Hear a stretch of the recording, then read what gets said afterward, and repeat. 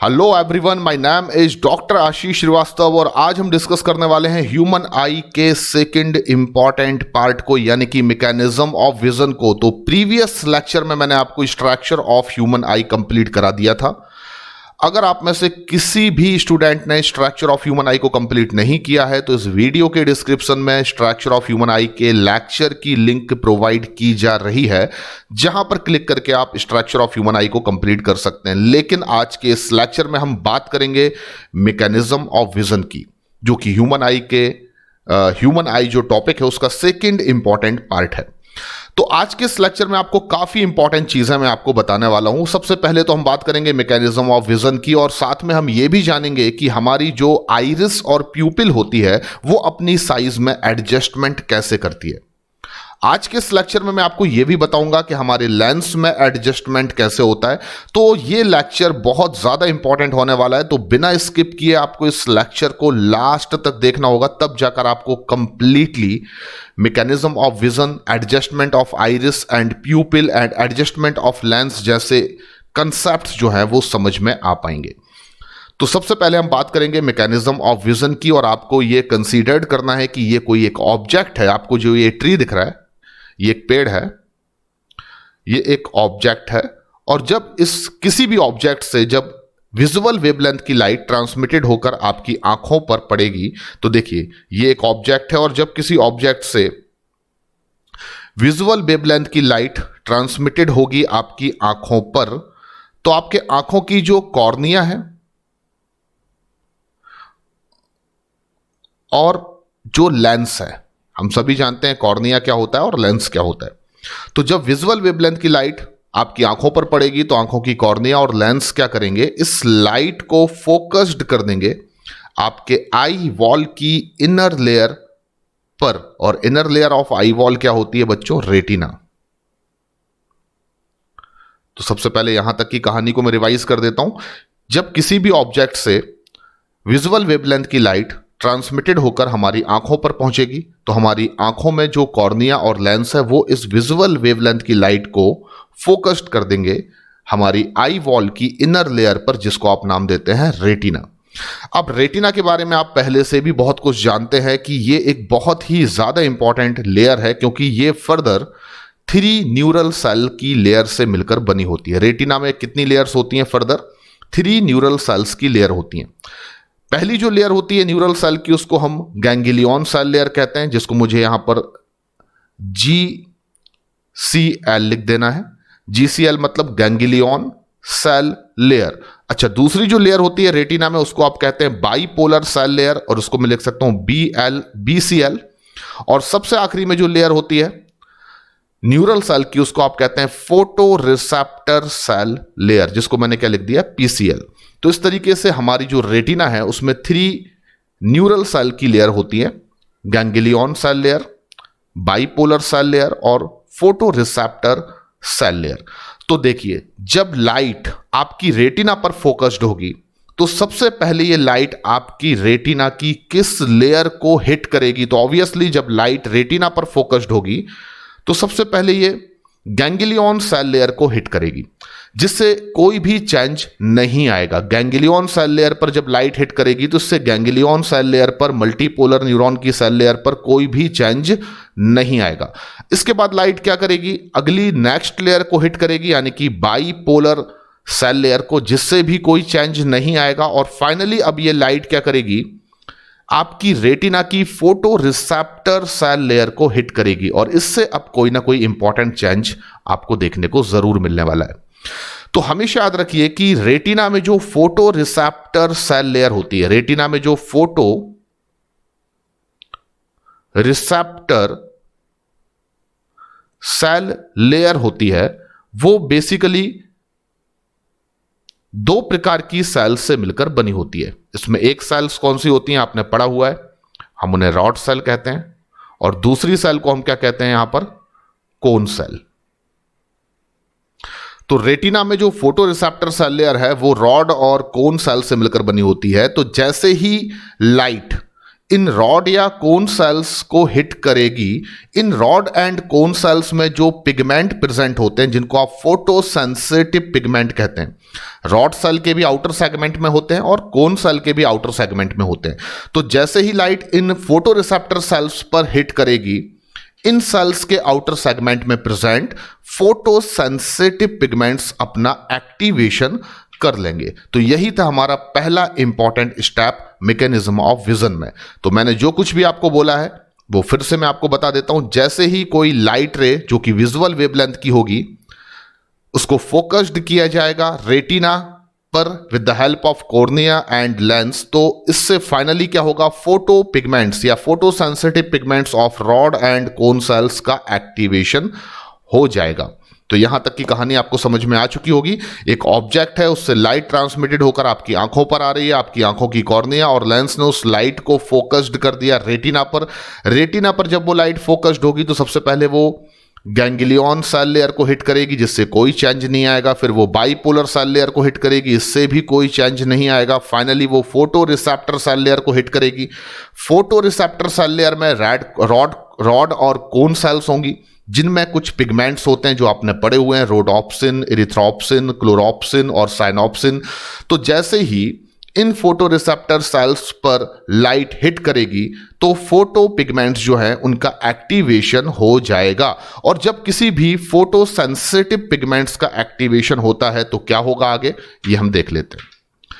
अब हम सभी जानते हैं कि जब ये लाइट फोटो सेंसिटिव पिगमेंट्स पर पड़ेगी, देखिए लाइट की रे है, लाइट रे है, और जब वो फोटो सेंसिटिव पिगमेंट्स पर पड़ेगी तो फोटो सेंसिटिव पिगमेंट्स भी अपने दो कंपाउंड से मिलकर बने होते हैं। कोई भी फोटो सेंसिटिव पिगमेंट, चाहे वो रोडोप्सिन हो, चाहे वो इरिथ्रोप्सिन हो, चाहे वो क्लोरोप्सिन हो या वो साइनोप्सिन हो, कोई भी फोटो सेंसिटिव पिगमेंट जो होता है वो दो कंपाउंड से मिलकर बना होता है। एक रेटिनल होता है, एक कंपाउंड को हम क्या कहते हैं, रेटिनल। और ये आपको मैंने पहले ही बता दिया है कि रेटिनल जो है वो विटामिन ए का डेरिवेटिव होता है। और दूसरा जो कंपाउंड होता है जिससे मिलकर फोटोसेंसिटिव पिगमेंट बने होते हैं उसको आप कहते हैं ऑप्सिन, जो बेसिकली प्रोटीन होता है। क्लियर? तो जैसे ही light ray photoreceptor layer तक पहुंचेगी, देन वो फोटो रिसेप्टर सेल्स तक पहुंचेगी, और फोटो रिसेप्टर सेल्स में वो कहां पहुंचेगी, फोटोसेंसिटिव पिगमेंट्स में। तो फोटोसेंसिटिव पिगमेंट्स में जो रेटिनल कंपाउंड है वो इस लाइट को एब्जॉर्ब कर लेगा। And this is the very important point, आप हमेशा याद रखिए कि लाइट जो आती है आई वॉल के अंदर उसका एब्जॉर्प्शन रेटिना में कौन करता है, तो उसका एब्जॉर्प्शन रेटिना में फोटो रिसेप्टर सेल लेयर करती है, पर फोटो रिसेप्टर सेल लेयर में कौन करता है, तो आप कहेंगे फोटो सेंसिटिव पिगमेंट्स करते हैं। और फोटो सेंसिटिव पिगमेंट्स में कौन करता है, तो आप कहेंगे रेटिनल। दैट मीन्स कि retinal is the light absorbing part of pigment. तो रेटिनल को मैं क्या कह सकता हूं, it is light absorbing part of pigment. तो फोटोसेंसिटिव पिगमेंट में रेटिनल ही है जो लाइट को क्या करती है, एब्जॉर्ब करती है। और जैसे ही रेटिनल लाइट को एब्जॉर्ब करेगी वैसे ही आप क्या देखेंगे कि इस फोटोसेंसिटिव पिगमेंट्स के ये दोनों कंपाउंड यानी कि रेटिनल और ऑप्सिन आपस में एक दूसरे से सेपरेट हो जाएंगे, यानी कि इनका क्या हो जाएगा, डिसोसिएशन हो जाएगा। तो जल्दी से हम लोग सेकंड स्टेप को भी समझ लेते हैं। जैसे ही लाइट फोटोसेंसिटिव पिगमेंट पर पड़ेगी तो फोटोसेंसिटिव पिगमेंट में रेटिनल जो उसका एक कंपाउंड है, पार्ट है, वो इस लाइट को एब्जॉर्ब कर लेगा, और उसके बाद रेटिनल और ऑप्सिन आपस में एक दूसरे से क्या हो जाएंगे, अलग अलग हो जाएंगे, ये डिसोशिएट हो जाएंगे। यानी कि रेटिनल अलग हो जाएगा और ऑप्सिन अलग हो जाएगा। जैसे ही रेटिनल और ऑप्सिन आपस में एक दूसरे से अलग अलग हो जाते हैं तो पहले तो आप एक चीज जान लीजिए कि ये एक रिवर्सेबल प्रोसेस है। ये एक रिवर्सेबल प्रोसेस है। रिवर्सेबल प्रोसेस का मतलब क्या हुआ कि जब लाइट फोटोसेंसिटिव पिगमेंट पर हिट करेगी तो ये डिसोशिएट हो जाएंगे, पर जैसे ही लाइट फोटोसेंसिटिव पिगमेंट पर हिट करना बंद करेगी ये अगेन एसोसिएट हो जाएंगे। तो dissociation and association of photosensitive pigments या dissociation and association of retinal and opsin जो है वो एक रिवर्सेबल प्रोसेस है। यहां पर एक और इंपॉर्टेंट चीज मैं आपको बताता हूं कि जब भी ये दोनों कंपाउंड यानी कि रेटिनल और ऑप्सिन अपना डिसोसिएशन करते हैं तो इन पिगमेंट का जो भी कलर होता है वो कलर डिसअपेयर्ड हो जाता है। इसलिए जब भी इनका डिसोसिएशन होता है तो वहां पर हम एक टर्म और भी यूज करते हैं, दैट इज ब्लीचिंग। तो अगर कभी आपसे पूछा जाता है कि what do you understand by bleaching of photosensitive pigment, तो आपका आंसर होगा कि जब लाइट रे फोटोसेंसिटिव पिगमेंट्स को हिट करेगी तो रेटिनल इस लाइट को एब्जॉर्ब कर लेगा, देन रेटिनल ऑप्शन से डिसोसिएट हो जाएगा, जिससे कि फोटोसेंसिटिव पिगमेंट का जो कलर है वो डिसअपेयर्ड हो जाएगा। And this process is also known as bleaching of photosensitive pigment. चलिए यहां तक की कहानी समझ में आ गई है। अब रेटिनल ऑप्शन से अलग हो चुका है क्योंकि यहां पर डिसोसिएशन हो गया है। इससे यह होगा कि जो ऑप्शन प्रोटीन है उसका स्ट्रक्चर जो है वो चेंज हो जाएगा। तो जैसे ही डिसोसिएशन होगा रेटिनल का और ऑप्शन का, तो ऑप्शन प्रोटीन का जो स्ट्रक्चर होगा वो चेंज हो जाएगा। तो आप देख सकते हैं यहां पर मैंने ऑप्शन प्रोटीन को कुछ इस तरीके से बनाया है और यहां पर मैंने ऑप्शन प्रोटीन की स्ट्रक्चर को थोड़ा सा रफली चेंज कर दिया है। ये चीज ये इंडिकेट कर रही है कि जब डिसोसिएशन होगा रेटिनल और ऑप्शन का, तो ऑप्शन जो प्रोटीन है उसका स्ट्रक्चर चेंज हो जाएगा। अब ऑप्शन प्रोटीन के स्ट्रक्चर का चेंज होने की वजह से क्या चेंजेस आपको देखने को मिलेंगे ये मैं आपको बताने वाला हूं। जैसे ही ऑप्शन प्रोटीन का स्ट्रक्चर चेंज होगा तो इन ऑप्शन प्रोटीन को रखने वाली जो फोटो रिसेप्टर सेल्स होंगी उनकी मेम्ब्रेन परमिएबिलिटी जो है उसमें भी आपको चेंजेस देखने को मिलेगा। यानी कि फोटो रिसेप्टर सेल्स के अंदर जो पिगमेंट्स हैं फोटोसेंसिटिव पिगमेंट्स, जब उनमें डिसोसिएशन हुआ और ऑप्शन प्रोटीन का स्ट्रक्चर चेंज हुआ तो जो रॉड सेल्स होंगी और जो कोन सेल्स होंगी उनकी जो मेम्ब्रेन परमिएबिलिटी है उसमें आपको कुछ चेंजेस देखने को मिलेंगे। यानी कि इनमें पोटेंशियल डिफरेंसेस जनरेट हो जाएगा। अगर मैं सिंपल सी लैंग्वेज में बात करूं तो मैं कहूंगा कि जैसे ही रेटिनल और ऑप्शन एक दूसरे से अलग हुए, ऑप्शन ने अपने स्ट्रक्चर को चेंज किया, जिससे उस ऑप्शन को कंटेन किए हुई या कंटेन करने वाली जो भी फोटो रिसेप्टर सेल होगी उसकी जो मेम्ब्रेन परमिएबिलिटी है उसमें कुछ चेंजेस या ऑल्टरेशंस आ जाएंगे, जिससे कि उस सेल में एक्साइटेशन हो जाएगा, वो सेल एक्साइटेड हो जाएगी और उसमें एक्शन पोटेंशियल क्या होगा, जेनरेट होगा। तो अगर आपको ये कंफ्यूजन है तो मैं सॉल्व कर देता हूं कि आपकी पूरी ह्यूमन बॉडी में केवल दो ही ऐसी सेल्स होती हैं, दो डिफरेंट टाइप की ही सेल्स होती हैं जिनमें एक्साइटेबिलिटी का कैरेक्टर होता है। एक आपकी मसल सेल और दूसरी आपकी न्यूरॉन्स।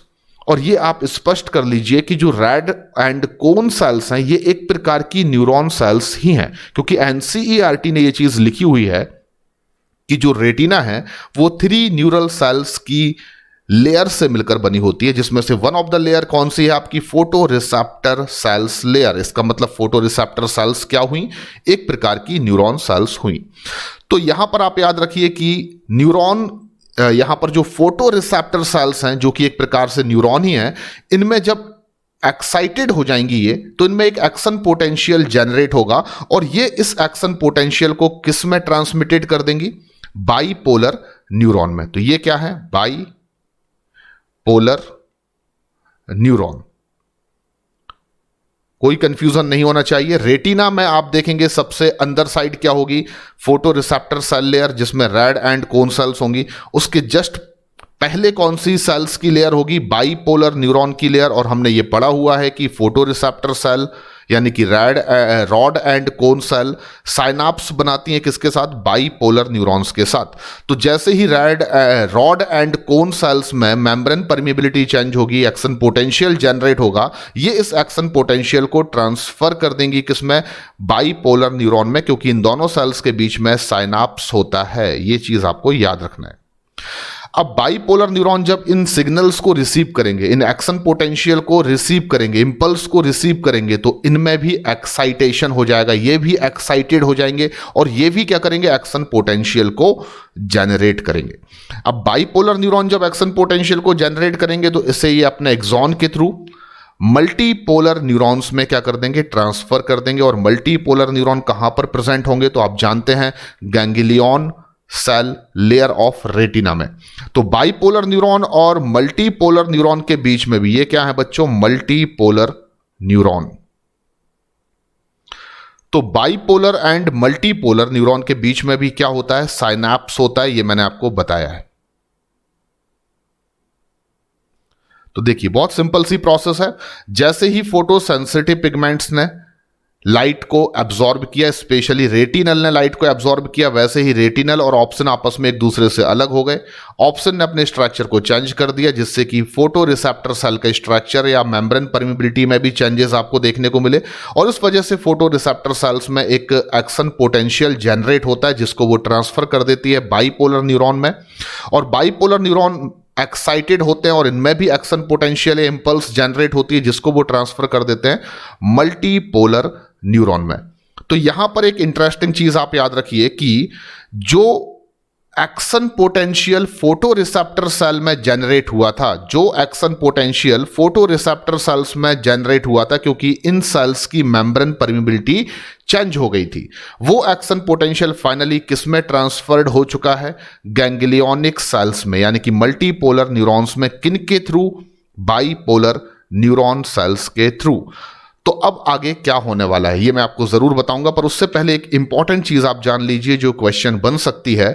हमेशा याद रखिए कि जब आपके आई वॉल में लाइट एंटर करेगी प्यूपिल्स से होती हुई और लेंस उसको फोकस करेगा रेटिना पर, तो ये लाइट सबसे पहले हिट करेगी आपकी गैंग्लियन सेल लेयर को, देन वो हिट करेगी बाइपोलर सेल लेयर को, एंड उसके बाद वो हिट करेगी फोटो रिसेप्टर सेल लेयर को। तो ये हो गया आपका डायरेक्शन ऑफ लाइट। हमेशा याद रखिए रेटिना में किस लेयर को पहले हिट करेगी लाइट, तो याद रखिए गैंग्लियन सेल लेयर को पहले करेगी, फिर बाइपोलर सेल लेयर को करेगी और फिर फाइनली करेगी फोटो रिसेप्टर सेल लेयर को।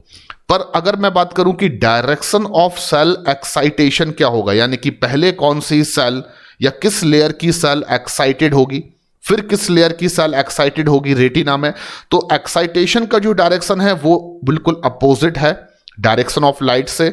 सबसे पहले फोटो रिसेप्टर सेल लेयर जो है उनमें present rod and cone cells में एक्साइटेशन होगा, देन इंपल्स को ये ट्रांसफर्ड करेंगे बाइपोलर न्यूरॉन्स की सेल्स में जिससे कि बाइपोलर सेल लेयर में एक्साइटेशन होगा, then after bipolar neurons impulse को ट्रांसफर्ड करेंगे गैंग्लियोनिक सेल लेयर में प्रेजेंट मल्टीपोलर न्यूरॉन्स पर जिससे कि मल्टीपोलर न्यूरॉन्स में एक्साइटेशन होगा। तो डायरेक्शन ऑफ सेल एक्साइटेशन हमेशा याद रखिए, पहले फोटो रिसेप्टर सेल लेयर, फिर बाइपोलर सेल लेयर और फिर गैंग्लियन सेल लेयर, जबकि डायरेक्शन ऑफ लाइट बिल्कुल उल्टा है। यहां पर पहले ganglion cell layer, then bipolar cell layer और उसके बाद आपकी आ जाएगी फोटो रिसेप्टर सेल लेयर। तो यहां तक की कहानी आपको समझ में आ चुकी है। अगर अभी तक कोई भी डाउट आपको लग रहा है तो मैं जल्दी से आपको फिर से एक बार रिवाइज करके बता देता हूं। सबसे पहले किसी ऑब्जेक्ट से लाइट ट्रांसमिटेड होकर आपकी आंखों पर आएगी, आपकी आंखों की कॉर्निया और लेंस इस लाइट को फोकस कर देगा रेटिना पर। रेटिना में ये लाइट सबसे पहले हिट करेगी गैंग्लियन सेल लेयर को, फिर हिट करेगी बाइपोलर सेल लेयर को, फिर हिट करेगी फोटो रिसेप्टर सेल लेयर को। जब light photo receptor cell layer तक पहुंच जाएगी तो फोटो रिसेप्टर सेल्स में प्रेजेंट जो पिगमेंट्स हैं, फोटो सेंसिटिव पिगमेंट्स हैं, उनका एक्टिवेशन हो जाएगा और फोटो सेंसिटिव पिगमेंट्स में जो एक कंपाउंड है रेटिनल, वो इस लाइट को एब्जॉर्ब करेगा जिससे कि रेटिनल और ऑप्सन का डिसोसिएशन हो जाएगा। रेटिनल और ऑप्सन जब एक दूसरे से अलग अलग हो जाएंगे तो ऑप्सन प्रोटीन जो है उसका स्ट्रक्चर बदल जाएगा। उसकी स्ट्रक्चर में चेंज आने की वजह से रॉड एंड कोन सेल्स की मेम्ब्रेन परमिएबिलिटी भी बदल जाएगी जिससे कि इन रॉड एंड कोन सेल्स, यानी कि कलेक्टिव वर्ड यूज करूं तो फोटो रिसेप्टर सेल्स में एक्शन पोटेंशियल जनरेट हो जाएगा और ये फोटो रिसेप्टर सेल्स इस एक्शन पोटेंशियल को ट्रांसफर्ड कर देंगी बाइपोलर न्यूरॉन्स में और बाइपोलर न्यूरॉन्स इनको रिसीव करके एक्साइटेड होंगे और ये भी एक्शन पोटेंशियल को या इंपल्स को जनरेट करेंगे और इसे ट्रांसफर्ड कर देंगे मल्टीपोलर न्यूरॉन को। एंड मल्टीपोलर न्यूरॉन्स तक जब ये एक्शन पोटेंशियल या विजुअल इंपल्स पहुंच चुकी होगी तो अब आगे क्या होने वाला है ये आपको देखना है। अब हम सभी जानते हैं कि जब एक्शन पोटेंशियल ट्रांसमिटेड हो जाएगा मल्टीपोलर न्यूरॉन्स में, तो मल्टीपोलर न्यूरॉन्स के बारे में आप जानते हैं कि इन सभी मल्टीपोलर न्यूरॉन्स, जितने भी multipolar neurons ganglion cell layer में होते हैं, गैंग्लियोनिक सेल लेयर में होते हैं, उन सभी मल्टीपोलर न्यूरॉन्स के जो एक्सॉन्स हैं वो आपस में एक बंडल बनाकर आई वॉल के पोस्टीरियर पोल से एग्जिट कर जाते हैं। ये आपने स्ट्रक्चर ऑफ आई में पढ़ा हुआ है। तो मैं कह सकता हूं कि मल्टीपोलर न्यूरॉन्स इस एक्शन पोटेंशियल को जो उन्होंने जनरेट किया है उसको ऑप्टिक नर्व के थ्रू ट्रांसफर्ड कर देंगे visual cortex area of brain में। बात को समझना है। गैंग्लियन सेल लेयर में मल्टीपोलर न्यूरॉन्स हैं जिनने एक्शन पोटेंशियल को जनरेट किया है, और ये एक्शन पोटेंशियल को वो ऑप्टिक नर्व के थ्रू हमारे ब्रेन के विजुअल कॉर्टेक्स एरिया में क्या कर देते हैं, ट्रांसफर्ड कर देंगे। तो सबसे पहली चीज आप यहां पर समझ लीजिए कि visual cortex area of brain कहां पर होता है। Visual cortex area of brain कहां पर होता है? तो अभी फिलहाल जो इस इमेज में मैं आपको ब्रेन का पार्ट दिखा रहा हूं, this is the fore brain, और फोर ब्रेन में भी मैं आपको मेनली जो पार्ट यहां पर दिखाने वाला हूं या दिखा रहा हूं वो है सेरेब्रम। तो ये पूरा का पूरा हिस्सा जो ब्रेन का आपको दिख रहा है, ये फोर ब्रेन का एक बहुत ही बड़ा मेजर पार्ट है जिसको आप क्या कहते हैं, सेरेब्रम। क्लियर? और देखिए सेरेब्रम का जो पोस्टेरियर पोर्शन होगा, पिछला वाला हिस्सा होगा, ये वाला पोर्शन, सेरेब्रम का जो पोस्टेरियर पोर्शन होगा, पिछला हिस्सा जो होगा, इसको हम नाम दे सकते हैं ऑक्सीपिटल लोब ऑफ सेरेब्रम। क्या नाम दे सकता हूं मैं? Occipital lobe of cerebrum. तो देखिए ये आपकी आई वॉल है, ये किसकी पोजीशन है? आपके आई वॉल की। आई वॉल से आप देखिए ये मल्टीपोलर न्यूरॉन्स के एक्सॉन का बंडल, जिसको आपने नाम क्या दे दिया है, ऑप्टिक नर्व। तो ये मैं क्या कह सकता हूं, ये ऑप्टिक नर्व है जो आई वॉल के पोस्टीरियर यानी कि पीछे की ओर से एग्जिट कर रही है। और ये ऑप्टिक नर्व जो है वो मल्टीपोलर न्यूरॉन से एक्शन पोटेंशियल को या विजुअल इंपल्स को ट्रांसमिटेड कर देगी आपके ब्रेन के विजुअल कॉर्टेक्स एरिया में। और विजुअल कॉर्टेक्स एरिया आपके ब्रेन में कहां पर होता है? तो याद रखिए फोर ब्रेन यानी कि अग्र मस्तिष्क का एक बड़ा हिस्सा है सेरेब्रम, और सेरेब्रम का जो पोस्टेरियर पोर्शन होता है, पिछला हिस्सा होता है, जहां पर कि ऑक्सीपिटल बोन भी होती है उसके ऊपर, जिसे हम ऑक्सीपिटल लोब ऑफ सेरेब्रम कहते हैं, वहां पर आपका visual cortex area of brain present होता है। तो फाइनली ऑप्टिक नर्व ने एक्शन पोटेंशियल को ट्रांसमिटेड कर दिया है विजुअल कॉर्टेक्स ऑफ ब्रेन में। अब क्या होने वाला है, जैसे ही आपका ब्रेन ऑप्टिक नर्व के थ्रू इन एक्शन पोटेंशियल या विजुअल इंपल्स को ऑप्टेन करेगा, वैसे ही आपका ब्रेन क्या करने वाला है, अपनी प्रीवियस यानी कि पास्ट मेमोरी एंड एक्सपीरियंसेस के बेसिस पर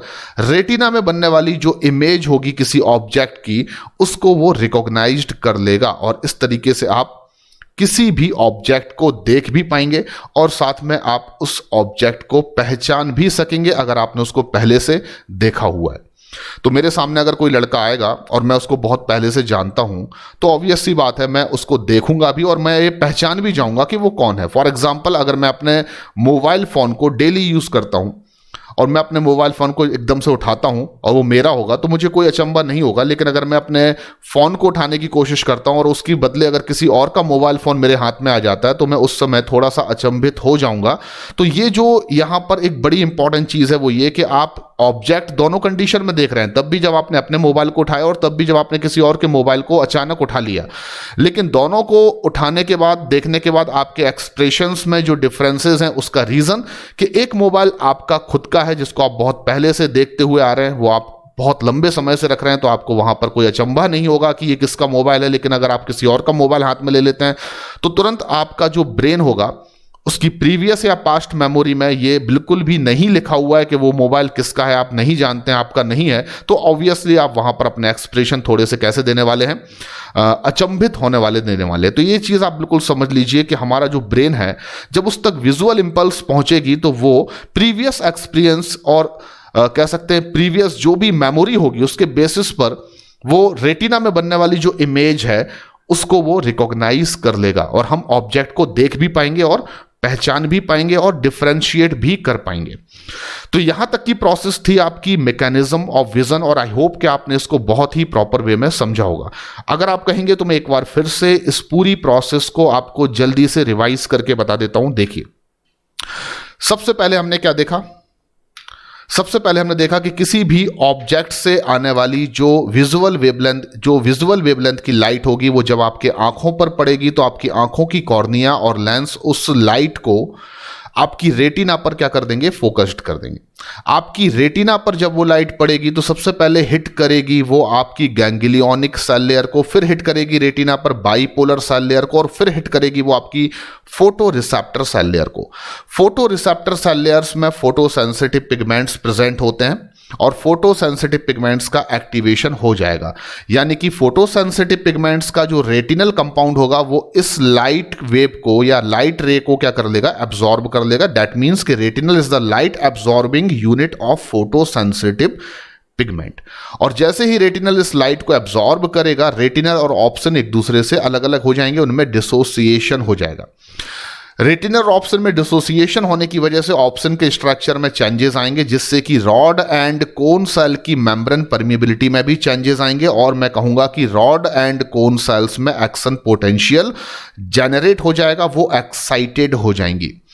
rod and cone cells in action potential को ट्रांसमिटेड कर देंगी बाइपोलर न्यूरॉन में, जिससे बाइपोलर न्यूरॉन सेल्स भी एक्साइटेड होंगी और ये भी इंपल्स या एक्शन पोटेंशियल को जनरेट करेंगी और ट्रांसफर्ड कर देंगी मल्टीपोलर न्यूरॉन को। मल्टीपोलर न्यूरॉन इनको रिसीव करके एक्साइटेड होंगे और वो भी एक्शन पोटेंशियल या विजुअल इंपल्स को क्या करेंगे, जनरेटेड करेंगे, और इस विजुअल इंपल्स को या एक्शन पोटेंशियल को ऑप्टिक नर्व के थ्रू वो ट्रांसफर कर देंगे आपके ब्रेन के विजुअल कॉर्टेक्स एरिया में।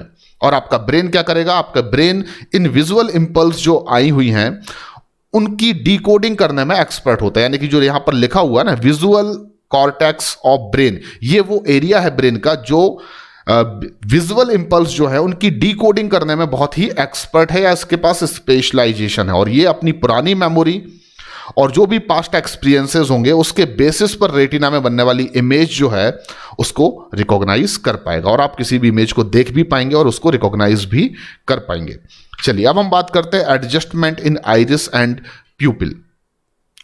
तो सबसे पहले तो हम जान लेते हैं ये आइरिस और प्यूपिल होता क्या है। आप सभी ने स्ट्रक्चर ऑफ आई पढ़ा हुआ है और वहां पर मैंने आपको बताया था कि जो सीलियरी बॉडी होती है, जो सीलियरी बॉडी होती है वो अपने एक्सटेंशन से एक disc shape pigmented opaque layer का फॉर्मेशन करती है जिसको आप कहते हैं आइरिस। तो ये स्ट्रक्चर जो ब्लू कलर का आपको डिस्क लाइक स्ट्रक्चर दिख रहा है दैट इज आइरिस। और आइरिस के बीचों बीच एक अपर्चर होता है, एक छेद होता है जिसको आप नाम देते हैं प्यूपिल। तो ये जो बीच में आपको छेद दिख रहा है व्हाइट कलर का, इसको मैं नाम दे सकता हूं प्यूपिल। ठीक है, तो आइरिस और प्यूपिल तो आप समझ चुके हैं क्या होता है। सीलियरी बॉडी के एक्सटेंशन से जो पिगमेंटेड ओपैक और डिस्क शेप्ड लेयर का फॉर्मेशन होता है उसे हम आइरिस कहते हैं। आइरिस का कलर हम सभी में अलग अलग हो सकता है क्योंकि इसमें मेलानिन पिगमेंट प्रेजेंट होता है, जिसकी कमी या ज्यादा होने की वजह से इसका कलर ब्लैक, ब्राउन या ब्लूइश हो सकता है। आइरिस के बीच में एक छेद होता है, अपर्चर होता है, जिसको आप क्या कहते हैं, प्यूपिल कहते हैं। अब इंपॉर्टेंट चीज पर हम आ जाते हैं। हमारी जो प्यूपिल है वो ही डिसाइड करती है कि कितना अमाउंट ऑफ लाइट आपकी आई वॉल के अंदर जाएगा। फिर से बोल रहा हूं, कितना अमाउंट ऑफ लाइट आपके आई वॉल के अंदर एंटर करेगा ये डिसाइड कौन करेगा, प्यूपिल करेगा। लेकिन प्यूपिल ये डिसाइड कैसे करेगा कि कितने अमाउंट ऑफ लाइट को आई वॉल के अंदर हमें जाने देना है या नहीं जाने देना है। तो ऑब्वियस सी बात है, प्यूपिल जो एक छेद है अगर ये इसकी साइज छोटी हो जाएगी, अगर ये कंस्ट्रिक्ट हो जाएगा, अगर ये छोटा हो जाएगा साइज में, तो कम अमाउंट ऑफ लाइट जो है वो आई वॉल के अंदर एंटर कर पाएगा। और अगर प्यूपिल अपने आप को डायलेट कर देगा, यानी कि ये चौड़ा हो जाएगा छेद, तो अल्टीमेटली ज्यादा अमाउंट ऑफ लाइट आपकी आई वॉल के अंदर क्या कर पाएगा, एंटर कर पाएगा। तो मेरे कहने का मतलब है कि प्यूपिल अपनी साइज को छोटा या बड़ा करके लाइट के अमाउंट को कम या ज्यादा आई वॉल के अंदर एंटर कराने में कैपेबल है। पर अभी भी क्वेश्चन वहीं पर अटका हुआ है कि प्यूपिल अपनी साइज को कम या ज्यादा, अपनी साइज को कम या ज्यादा कैसे करता है। यानी कि मेरे कहने का मतलब है हाउ इज प्यूपिल साइज डिटरमाइंड, यानी कि प्यूपिल अपनी साइज को किस तरीके से डिटरमाइन करता है कि वो छोटी हो जाए या फिर वो बड़ी हो जाए। तो पहली चीज तो आप ये जान लीजिए कि प्यूपिल की साइज का छोटा होना या बड़ा होना ये आपके इच्छाओं के कंट्रोल पर नहीं है। यानी कि आप ऐसा बिल्कुल नहीं कर सकते कि आप अपनी इच्छा से अपनी प्यूपिल साइज को बढ़ा दें या छोटा कर दें, बल्कि इसकी साइज का छोटा होना या बड़ा होना एक इनवॉलेंटरी प्रोसेस है, एक इनवॉलेंटरी कंट्रोल है। यानी कि ये काम आपका प्यूपिल और आइरिस खुद ही करता है, आपकी इच्छा पर यह बड़ा या छोटा नहीं हो सकता है। तो फिर से मेरी बातों को आपको ध्यान से सुनना है। प्यूपिल जो है उसकी साइज अगर छोटी हो जाएगी तो कम अमाउंट ऑफ लाइट आपके आई वॉल के अंदर एंटर कर पाएगा, और अगर प्यूपिल की साइज बढ़ जाएगी तो ज्यादा अमाउंट ऑफ लाइट आपकी आई वॉल के अंदर एंटर कर पाएगा। लेकिन इसका छोटा या बड़ा होना कैसे डिटरमाइन होता है, उससे पहले मैं आपको बता दूं कि ये एक इनवॉलेंटरी प्रोसेस है, और प्यूपिल की साइज को छोटा या बड़ा करना पूरी तरह से डिपेंड करता है आइरिस में प्रेजेंट दो इंपॉर्टेंट टाइप की स्मूथ मसल्स पर। यानी कि जो आइरिस है, आइरिस क्या है, ये ब्लू कलर वाला पार्ट, जो ब्लू कलर वाला पार्ट आपको दिख रहा है वो आइरिस है, और बीच में जो छेद है वो प्यूपिल है।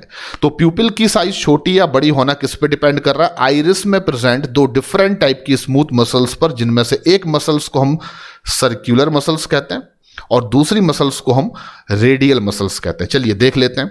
तो ये रहा आपका आइरिस, और बीच में जो व्हाइट कलर का आपको एक छेद दिख रहा है, अपर्चर दिख रहा है, दैट इज द प्यूपिल। आइरिस में इस तरीके से कुछ सर्क्यूलर मसल्स प्रेजेंट होती हैं। फिर से देखिए, आइरिस में इस तरीके से देखिए, सर्क्यूलर यानी कि गोल गोल, आइरिस में इस तरीके से कुछ सर्क्यूलर मसल्स प्रेजेंट होती हैं जिनको हम सर्क्यूलर स्मूथ मसल्स कह सकते हैं। और कुछ रेडियल मसल्स भी प्रेजेंट होती हैं जिनको मैं यहां पर रेड कलर से बनाने वाला हूं। तो देखिए, रेडियल मसल्स को हम कैसे याद रखेंगे? जो रेडियस बना रही हैं वो रेडियल मसल्स हैं, जो सर्कुलर शेप्ड है वो सर्कुलर मसल्स हैं। तो हमारी आइरिस में रेडियल और सर्कुलर दोनों प्रकार की मसल्स प्रेजेंट होती हैं, और इन मसल्स के कॉन्ट्रैक्शन और रिलैक्सेशन की वजह से प्यूपिल की साइज कंस्ट्रिक्ट हो सकती है यानी कि छोटी हो सकती है, या डायलेट हो सकती है यानी कि चौड़ी या बड़ी हो सकती है। तो कैसे प्यूपिल की साइज छोटी होगी, कैसे बड़ी होगी, और किन कंडीशन में छोटी या बड़ी होगी, ये अब हम जान लेते हैं। तो कंडीशन नंबर 1 पर हम फोकस करते हैं। बच्चों, ये बहुत ही ज्यादा इंपॉर्टेंट चीज मैं आपसे डिस्कस कर रहा हूं, इसलिए बहुत केयरफुली आपको ये चीजें समझनी होंगी। कंडीशन नंबर 1, मान लीजिए कि ये आपकी प्यूपिल और आइरिस की नॉर्मल साइज है। ये आपकी प्यूपिल और आइरिस की क्या है? नॉर्मल साइज है। यानी आइरिस भी जितना दिख रहा है वो नॉर्मल है, और उसके अंदर जो छेद है वो भी नॉर्मल साइज है। अब आपको कंसीडर करना है कि आप किसी ऐसी जगह पर खड़े हुए हैं जहां पर बहुत ही तेज लाइट आ रही है, यानी कि एकदम ब्राइट लाइट आपके आसपास है। फॉर एग्जाम्पल, आप जब गर्मी के दिनों में अपने घर से बाहर निकलते हैं, आपके घर वाले बोलते हैं ना, दोपहर के 2 बजे, एकदम मई का महीना होता है, जून का महीना होता है, और आपके घर वाले बोलते हैं कि कोई सामान लेकर आ जाओ यार बाहर से।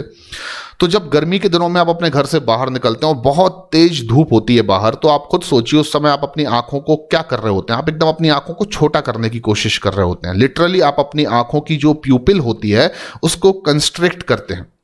तो सोचिए आप कि जब ब्राइट लाइट होगी, बहुत तेज लाइट होगी, तब आपकी जो प्यूपिल्स होंगी वो कंस्ट्रिक्ट हो जाएंगी, यानी कि वो अपनी साइज को क्या कर लेंगी? छोटा कर लेंगी, ताकि कम अमाउंट ऑफ लाइट जो है वो आई वॉल के अंदर एंटर कर सके। एक limited amount of light he eye wall के अंदर एंटर हो सके, इसलिए आपकी प्यूपिल ने अपनी साइज को कंस्ट्रिक्ट या छोटा कर लिया तब जब आप ब्राइट लाइट में हैं।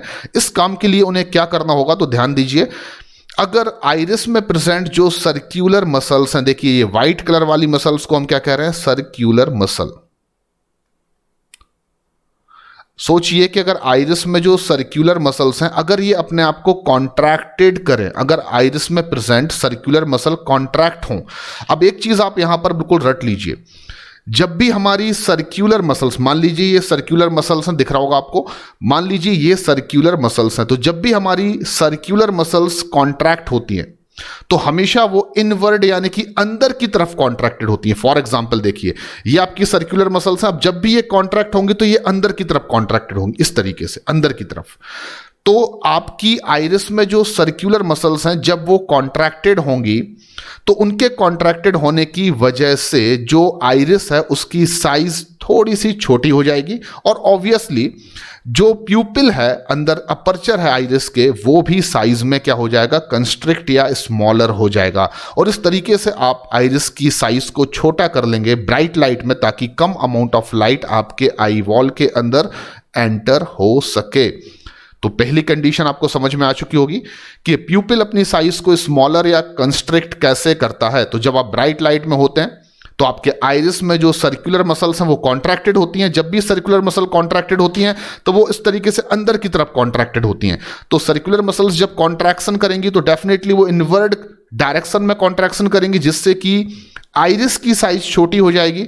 और आइरिस की साइज अगर थोड़ी सी छोटी होगी तो अल्टीमेटली जो बीच में अपर्चर है, प्यूपिल है, उसकी साइज भी स्मॉलर या कंस्ट्रिक्ट हो जाएगी, जिससे कि कम अमाउंट ऑफ लाइट को आप अपनी आई बॉल के अंदर एंटर कर पाएंगे। अब हम देखते हैं कंडीशन नंबर 2। ये कौन सी कंडीशन है? कंडीशन नंबर यहां पर लिख देता हूं मैं 2।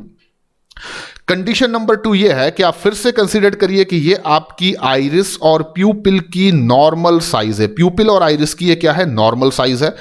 अब आपको सोचना है कि मान लीजिए आप किसी ऐसी जगह पर हैं जहां पर ये नॉर्मल है, यहां लिख देता हूं। अब आप किसी ऐसी जगह पर हैं जहां पर बहुत ही कम लाइट है, यानी कि एकदम डिम लाइट है या अंधेरा है। जैसे कि आपके घर में अचानक मान लीजिए लाइट चली जाए और आप उसके बाद कोई छोटा मोटा मोमबत्ती वगैरह जला देते हैं, कैंडल जला देते हैं, तो उस समय आप कहेंगे डिम लाइट, यानी कि अंधेरा है पर थोड़ी बहुत हल्की फुल्की लाइट अगर वहां पर है, तो उस कंडीशन में आप जानते हैं कि ऑलरेडी हमारे आसपास लाइट बहुत कम है। और अगर आपको किसी ऑब्जेक्ट को केयरफुली देखना है, उसको देखने की कोशिश करना है, तो आपको अपनी आंखों की जो प्यूपिल होगी उसको डायलेट करना होगा, उसको चौड़ा करना होगा, ताकि ज्यादा से ज्यादा अमाउंट ऑफ लाइट आपकी आई बॉल के अंदर जा सके और आप अंधेरे में या डिम लाइट में भी ऑब्जेक्ट्स को ठीक ठाक देख सकें। क्लियर?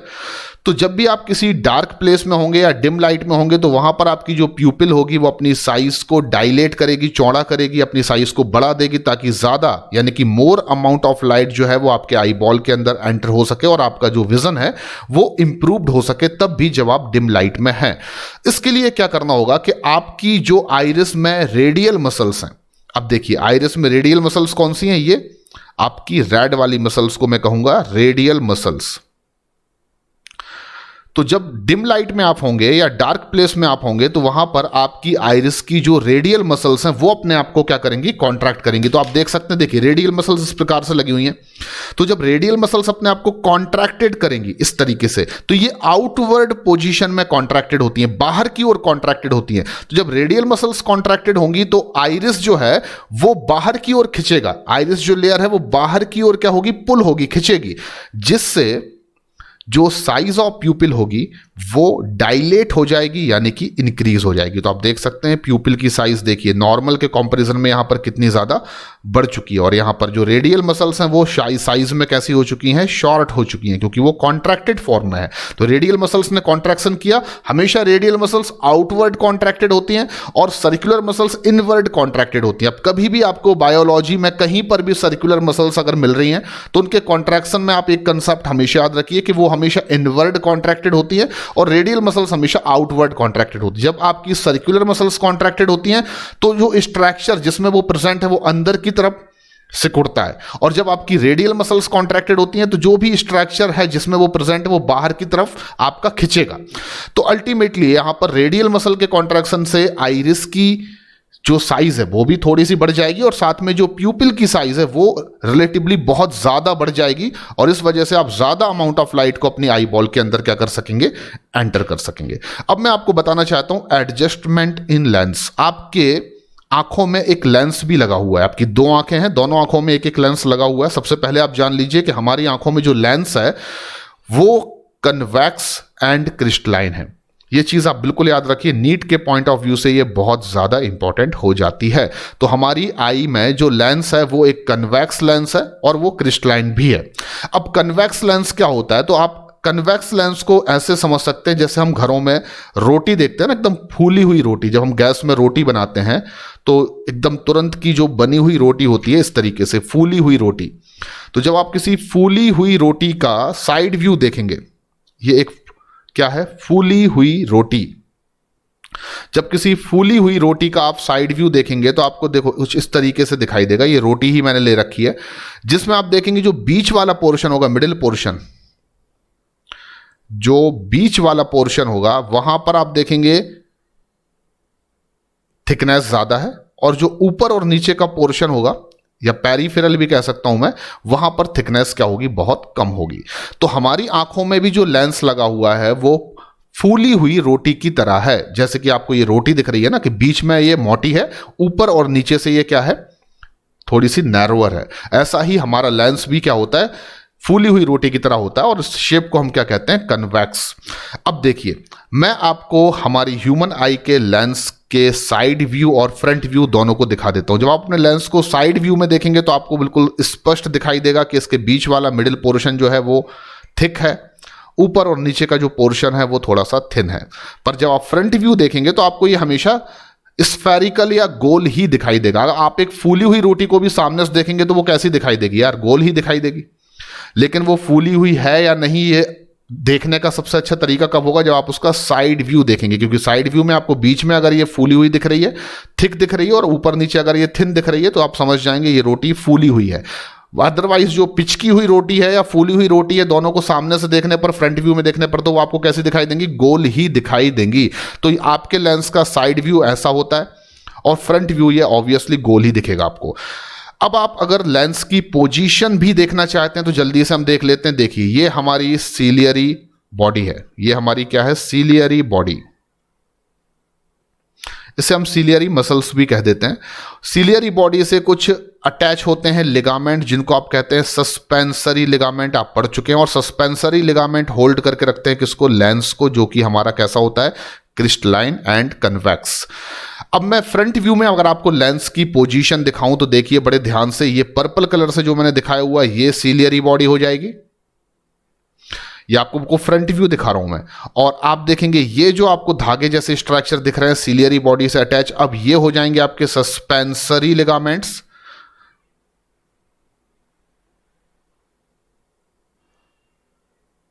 और सस्पेंसरी लिगामेंट जो बीच में एक स्पेरिकल स्ट्रक्चर को या गोल स्ट्रक्चर को होल्ड करके रखे, ये आपका हो जाएगा क्रिस्टलाइन लेंस।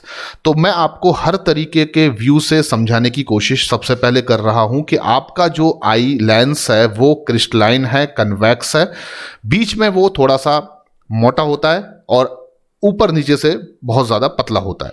आप अगर साइड व्यू में देखेंगे तो आपके लेंस को इस तरीके से सस्पेंसरी लिगामेंट्स होल्ड किए हुए हैं और इस तरीके से सस्पेंसरी लिगामेंट्स अटैच हैं आपकी सीलियरी बॉडी से। पर आप जब फ्रंट व्यू में देखेंगे तो आपको 360 डिग्री पर सब चीज़ें समझ में आएंगी। किस तरीके से 360 डिग्री पर क्या होती है सीलियरी बॉडी, उससे बहुत सारे छोटे छोटे से धागे जैसे स्ट्रक्चर यानी कि सस्पेंसरी लिगामेंट्स अटैच होते हैं जो होल्ड करके रखते हैं किसको, लेंस को। इतना आपको समझ में आ गया तो अब मैं आपको बता सकता हूं adjustment in lens. Condition number 1, आपका लेंस पहली चीज तो एक फ्लेक्सिबल स्ट्रक्चर है। कैसा स्ट्रक्चर है, फ्लेक्सिबल, यानी कि ये अपने शेप को चेंज कर सकता है। ये चाहे तो बीच से थिक हो सकता है, ये चाहे तो फ्लैट हो सकता है। अब वो फ्लैट कब होगा, वो बीच से थिक यानी कि फूली हुई रोटी की तरह कब अपने शेप को लाएगा, ये डिपेंड करेगा कंडीशंस पर। तो कंडीशन नंबर 1, मान लीजिए कि आप ऐसी किसी ऑब्जेक्ट को देख रहे हैं, आप किसी ऐसी चीज को देख रहे हैं जो आपसे काफी ज्यादा डिस्टेंस पर है। आप यहां पर खड़े हुए हैं और आप यहां खड़े होकर मान लीजिए 30-40 मीटर दूर कोई चीज है उसको देख रहे हैं, यानी कि if object is far away, अगर ऑब्जेक्ट आपसे बहुत दूरी पर है तो उस कंडीशन में क्या होगा, जब ऑब्जेक्ट आपसे दूरी पर होगी तो उस कंडीशन में जो सीलियरी बॉडी है, सीलियरी बॉडी में भी क्या होंगी, मसल्स होंगी, जिनको आप क्या कह सकते हैं, सीलियरी मसल्स। और हमेशा बच्चों याद रखिए कि सीलियरी बॉडी या सीलियरी मसल्स किस प्रकार की मसल्स हैं, सर्क्यूलर मसल्स। तो जब भी आप किसी दूर के ऑब्जेक्ट को देखेंगे तो जो सीलियरी बॉडी में मसल्स हैं, सर्क्यूलर मसल्स, वो अपने आप को रिलैक्स बनाकर रखेंगी। Circular muscles of ciliary body या सीलियरी बॉडी में जो मसल्स हैं सर्क्यूलर, वो अपने आप को रिलैक्स बनाकर रखेंगी। और आप जानते हैं कि जब भी कोई सर्क्यूलर मसल्स रिलैक्स रहेगी तो वो बाहर की ओर खिंची रहेगी, और जब वो कॉन्ट्रैक्ट होगी तो वो इनवर्ड अंदर की ओर सिकुड़ेगी। तो हम इस तरीके से समझा सकते हैं। मान लीजिए कि ये आपकी सीलियरी मसल है या सीलियरी बॉडी है, एक ही चीज है, इसमें ज्यादा कंफ्यूज नहीं होना है। सीलियरी बॉडी को ही हम सीलियरी मसल्स कहते हैं। और सीलियरी बॉडी या सीलियरी मसल्स किस प्रकार की मसल्स होती हैं, तो आप याद रखिए सर्क्यूलर, जैसा कि आपने अभी अभी पढ़ा हुआ है। तो सीलियरी बॉडी या सीलियरी मसल्स जो कि सर्क्यूलर मसल्स हैं, जब ये रिलैक्स रहेंगी तो इसका मतलब ये आउटवर्ड बाहर की तरफ क्या होंगी, फैली होंगी। ये रिलैक्स होंगी तो बाहर की तरफ आउटवर्ड क्या होंगी, फैली होंगी। और उस कंडीशन में जो लिगामेंट्स हैं, सस्पेंसरी लिगामेंट्स, ये कैसे हो जाएंगे, स्ट्रेच। STRETCH TCH, stretch. तो जब सीलियरी मसल्स रिलैक्स रहेंगी तो लिगामेंट्स क्या होंगे, खिंचेंगे, क्योंकि ये बाहर की तरफ फैली हुई हैं तो लिगामेंट्स को क्या करेंगे, खिंचेंगे, क्योंकि लिगामेंट्स इन सीलियरी बॉडी से ही क्या है, अटैच हैं। और लिगामेंट्स अगर स्ट्रेच रहेंगे तो ये लेंस को क्या करेंगे, पुल करेंगे। ये बीच में क्या होल्ड किए हुए हैं, लेंस। तो अगर लिगामेंट्स स्ट्रेच रहेंगे, खिंचेंगे, तो लेंस को भी ये क्या करेंगे, पुल करेंगे। अब मैं आपको साइड व्यू में दिखा देता हूं, देखिए ये सीलियरी बॉडी यहां पर क्या है, रिलैक्स है, जो कि सर्कुलर मसल्स है। सीलियरी मसल्स क्या है, सर्कुलर मसल्स हैं। जब ये रिलैक्स रहेंगी तो जो सस्पेंसरी लिगामेंट्स हैं ये स्ट्रेच्ड हो जाएंगे, यानी कि ये खिंच जाएंगे। और इनके खिंचने की वजह से आप देख सकते हैं लेंस को ये क्या करेंगे, चारों तरफ से पुल करेंगे। ये भी पुल कर रहा है, यहां ये लिगामेंट भी पुल कर रहा है, ये भी पुल कर रहा है, ये भी पुल कर रहा है, ये भी पुल कर रहा है, ये भी पुल कर रहा है। तो लेंस को जब लिगामेंट पुल करेंगे तो ऑब्वियस सी बात है लेंस हमारा कैसा हो जाएगा, फ्लैट हो जाएगा। इसका मतलब ये हुआ कि जब आप दूर की ऑब्जेक्ट को देखते हैं उस समय आपका लेंस जो होता है वो अपने शेप को फ्लैट कर लेता है। दूर की चीजों को देखने के लिए आप अपने लेंस को क्या कर लेते हैं, फ्लैट कर लेते हैं। यानी कि जब भी कोई ऑब्जेक्ट बहुत दूरी पर होगी तो आपके सीलियरी मसल्स जो है, आपकी जो सीलियरी मसल्स है, वो सीलियरी मसल्स में जो सर्कुलर स्मूथ मसल्स हैं वो अपने आप को रिलैक्स बनाकर रखेंगे, जिससे कि सीलियरी लिगामेंट्स क्या करेंगे, स्ट्रेच्ड हो जाएंगे और लेंस को पुल करेंगे और लेंस इस वजह से क्या हो जाएगा, आपका फ्लैट हो जाएगा। अब कंडीशन नंबर 2 हम देख लेते हैं जल्दी से। जब कोई ऑब्जेक्ट आपसे बहुत क्लोज होगी, यानी कि मान लीजिए आप किसी कंप्यूटर स्क्रीन के सामने बैठे हुए हैं, मान लीजिए आप किसी कंप्यूटर स्क्रीन के सामने बैठे हुए हैं, तो वो आपसे बहुत ज़्यादा नज़दीकी पर होगा, बहुत ज़्यादा पास होगी वो स्क्रीन आपके। तो उस कंडीशन में क्या होगा कि आपके लेंस जो है उसको अपने कर्वेचर को, यानी कि उसके मिडिल पोर्शन को थिक करने की ज़रूरत रहेगी, कुछ इस तरीके से। तो जब आपके बहुत ही नज़दीक होगी कोई चीज़ तो आपकी जो सीलियरी मसल्स हैं, सर्कुलर मसल्स हैं, वो अपने आप को क्या करेंगी, कॉन्ट्रैक्टेड करेंगी। और हमने बताया हुआ है कि जब भी सर्कुलर मसल कॉन्ट्रैक्टेड करती है तो इनवर्ड अंदर की तरफ क्या करती है, सिकुड़ती है। तो सीलियरी मसल्स के कॉन्ट्रैक्टेड होने की वजह से जो सस्पेंसरी लिगामेंट्स होंगे वो लूज हो जाएंगे। क्या हो जाएंगे, लूज, ढीले हो जाएंगे। और सस्पेंसरी लिगामेंट्स के ढीला होने की वजह से आप देख सकते हैं, आप साइड व्यू में ये सस्पेंसरी लिगामेंट्स क्या हो गया है, ढीला हो गया है। तो लेंस जो है उसको ये पुल नहीं कर पाएंगे, तो अल्टीमेटली लेंस अपने रीशेप को ऑब्टेन कर लेगा, यानी कि बीच से ये कैसा हो जाएगा, मोटा हो जाएगा, और ऊपर नीचे से या पेरिफेरली ये क्या हो जाएगा, नैरोअर हो जाएगा। तो हम कह सकते हैं कि जब भी कोई ऑब्जेक्ट दूरी पर होती है तो हमारा लेंस फ्लैट हो जाता है, और लेंस को फ्लैट शेप ऑब्टेन कराने के लिए हमारी सीलियरी मसल्स हमेशा रिलैक्स रहती हैं, ताकि जो लिगामेंट्स हैं, सस्पेंसरी लिगामेंट्स हैं, वो स्ट्रेच्ड हो सके और लेंस को फ्लैट बना सके पुल करके। पर जब भी कोई ऑब्जेक्ट हमारे करीब होती है, पास होती है, जैसे कि हमारी कोई कंप्यूटर स्क्रीन या हमारी बुक को जब हम पढ़ते हैं बहुत करीब से, तो उस समय पर आपका लेंस जो है वो बीच से थिक हो जाता है।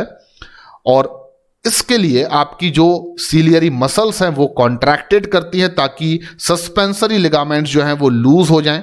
और सस्पेंसरी लिगामेंट्स जब लूज होंगे तो लेंस जो होगा वो बीच से थिक हो जाएगा, कन्वेक्स शेप में आ जाएगा, जिस वजह से आप ऑब्जेक्ट को प्रॉपर वे में देख पाएंगे।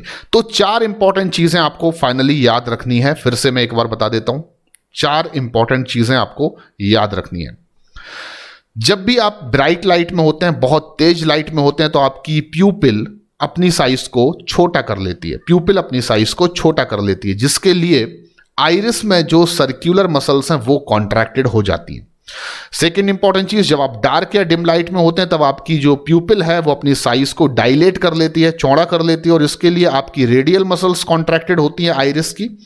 तीसरी इंपॉर्टेंट चीज आपको याद रखना है कि जब आप दूर की किसी ऑब्जेक्ट को देख रहे होते हैं उस टाइम पर आपकी सीलियरी मसल्स रिलैक्स रहती हैं, ताकि सस्पेंसरी लिगामेंट्स जो हैं वो स्ट्रेच्ड हो सके, लेंस को पुल कर सके, और लेंस इस कंडीशन में क्या हो जाता है, फ्लैट। एंड जब आप किसी क्लोज ऑब्जेक्ट को देखते हैं, पास में रखी हुई चीज को देखते हैं, तो उस समय पर आपकी सीलियरी मसल्स जो हैं वो अपने आप को कॉन्ट्रैक्टेड करती हैं, ताकि सस्पेंसरी लिगामेंट्स लूज हो सके और लेंस जो है वो बीच से थिक हो सके और बीच में उसके एक कर्वेचर या कर्व बन सके, यानी कि वो कन्वेक्स शेप को ऑब्टेन कर सके।